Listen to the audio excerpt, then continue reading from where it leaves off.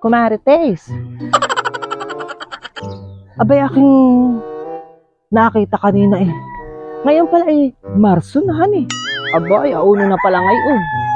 Ay, oo man din, Kumarites. At ngayon ay March 1 na. Bilis ng panahon. Ay, summer na uli, Mari. Hani, talagang ang tuong napakabilis nga ng araw. Abay, biruin mong Marso na agad, hani. Kaya nga, kaya man din aking naalala ngayon nga pala ay Marso. Ay pangalawang taon na simula nung umalis yung asawa ni Lily. Ni Lily. Si Lily kapitbahay ninyo. Ay, oo nga pala, Kumarites, hani. Marso nga pala nung yun ay lumipad na ng ibang bansa. Aba, ay malapit nang umuwi iyon. Ngayong Marso uuwi iyon, Kumarites. Oo man din, Kumarites. Di ka tag-ibang bansa iyon at yun ay ano nga baga pating trabaho. Basta maganda ang trabaho nun sa ibang bansa, Kumarites. At yun naman ay tapos ng kolehiyohan. Kaya naman tingnan mo yan si Lily. Saman-sama nung sila ay hindi pa nagiging mag-asawa ni pangalan nga ng asawa nun, Kumarites. Justin! Ang pangalan niyong Kumarites ng asawa niyang si Lily. Justin! Oo. Si Justin nga pala ang pangalan ng asawa niyang si Lily. Ay, ibig ko sabihin, Kumarites, talagang iba nga ang nagagawa ng kwartahan eh. Aba! Ay, tingnan mo nga itong si Lily dati ay samang-sama. Tapos ay ang balat eh. Iting baga, Kumarites, na hindi maintindihan kung inanay na baga o kinagat ng guyam, hani.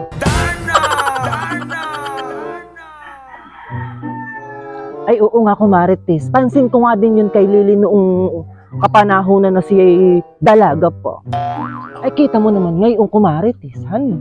Ay, talaga namang ganda ng buhok, ganda ng kutis. Aba, ay pati mga kukuko kaya akala may talagang anak, mayaman. Talagang swerte lang niyang si Lily, hani. Aba. Oo, Kumarites, swerte nga iyang si Lily. Tsaka, Kumarites, ako minapansin pati diyan kay Lily. Hindi ba masyadong naglalalagay ng mga kulo-kolorete sa pagmumukha katulad ng lipstick, hani? Tapos ang mga paganay ganito sa pilik mata, wala, talagang siya ay pure na gumanda na dahil sa kanyang napangasawang mapera. Hani, maganda pati ang trabaho, kaya nalaang pati siya. Kung titingnan mo sa tindigan eh, kala mo, anak, mayaman na hindi naghirap nung unang panahon. Hani. Ay, oo man din, Kumarites, yun pa ang aking isang napansin diyan kay Lily. Hindi siya gasinong malagay ng mga kolorete sa pagmumukha, pero siya ay gumandahan. Ano kayang ginagamit niyo sa kanyang katawan at talaga namang akala may anak mayaman, han? Baka, Kumarites, umiinom na ng Sondrox, han, at kumakain na ng powder na panglaba, kaya na lang ang gayong gumanda ang kutis, han. Charot lang, Kumarites, para ka namang hangal. Tapos yung kanyang mga anak ay talaga namang ang kutis ay talagang akala mo talaga ay mayaman na. Baka nga pati mayaman na, pati nga yung si Lily gawa ng kanyang asawa naman na engineer, di ba, Kumarites? Siguro kaya na lang si gumaganda ang kutis at siya'y gumaganda. Eh siguro dala na lang ng dami ng pera niya eh. At gawa ng yumaman na nga iyang si Lily. Para ka namang awan sa iyo, Kumarites, marami kang hangarin sa buhay na hindi mo naman kayang abutin. Hayaan mo na iyang si Lily, talagang iyan ay mayaman na. Kahina-hina ka naman nung araw.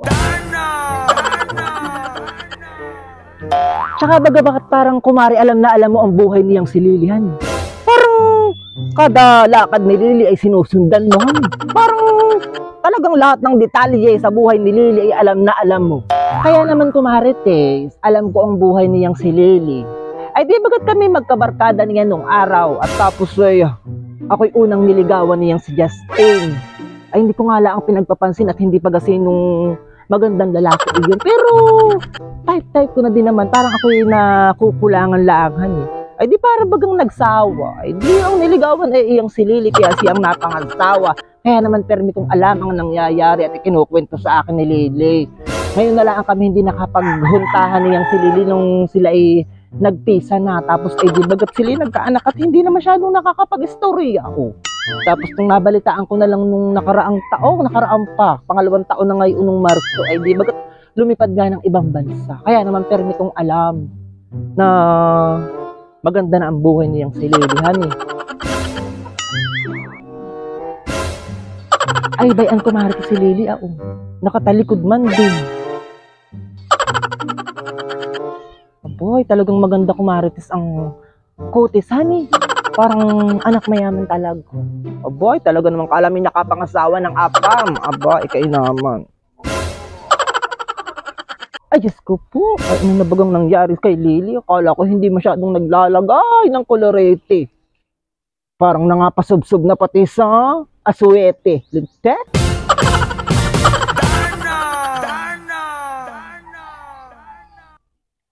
Sabi mo naman kumaritis. Ay hindi kasi nung naglalagay ng kolorete sa pagmamukhahan eh. Ba't gulang na lang ay umawas ang lipstick din sa pagmamukha? Apes, talaga namang maganda lang pag nakatalikod. Kotis lang palang maganda. Hello mga kumaritis. Sorry. Sorry.